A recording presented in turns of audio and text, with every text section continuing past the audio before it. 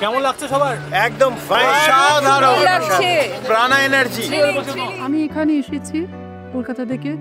নেপালের যে বিখ্যাত মন্দির, নেপালের বিখ্যাত মন্দির পশুপতিনাথ, যেটা একটা রাজাদের বংশধর পরম্পরায় চলে আসছে। বহু মানুষ এখানে দর্শন করতে আসে।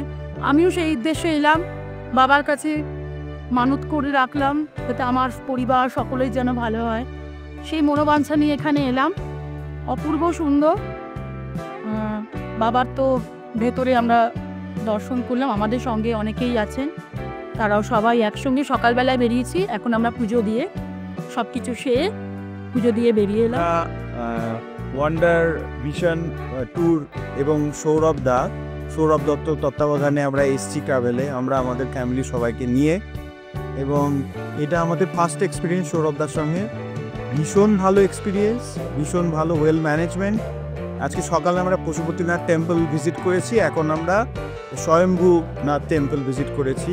খুবই ভালো অভিজ্ঞতা। লজিং এবং অন্যান্য ব্যবস্থা ইভেন সিনিয়র সিটিজেনদের জন্য খুব কম্প্যাশনেট। সো কেমন হয়েছে গো রান্না? রান্না কেমন হয়েছে? খুব ভালো লেগেছে আমাদের।